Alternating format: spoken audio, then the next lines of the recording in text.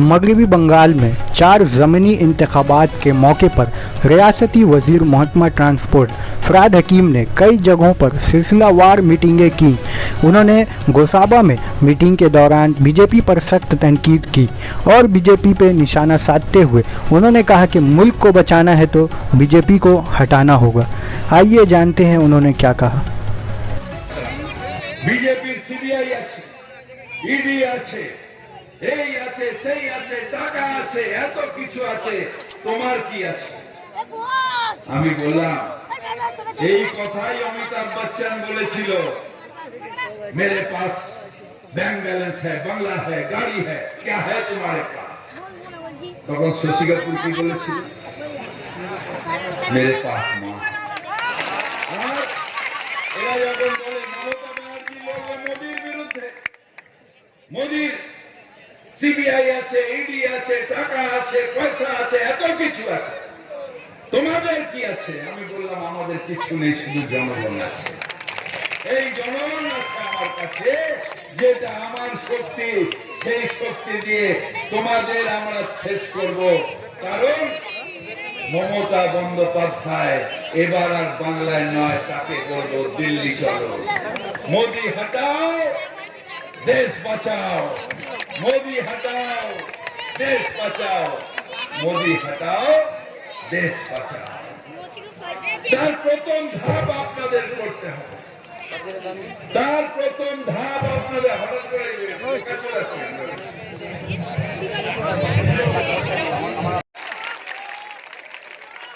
এখন আবার এই যে এখানে এই যে বর্ডার আছে, আমি সেখানে গেছিলাম, বন্ডা এইদিকে যে বর্ডার, ওখান থেকে নাকি 50 কিলোমিটার দূর পর্যন্ত বিএসএফ দেখবে। মানে এখন রাজ্য পুলিশ দেখবে না, ওখানে বিএসএফ দেখবে, ঘরের থেকে তুলে তুলে নিয়ে যেতে পারবে, মাদের ইজ্জত নিয়ে টানাটানি করতে পারবে, যাকে তাকে কেস দিতে পারবে, বিএসএফ দেখবে। আমার মনে পড়ে গেল ওই কথাটা, সেই 50-50 कोस दूर जब माँ रोती है या बच्चा रोता है तो माँ कहता है बेटा सो जा, नहीं तो मोदी आ जाएगा। এখন ওই অবস্থা হয়েছে।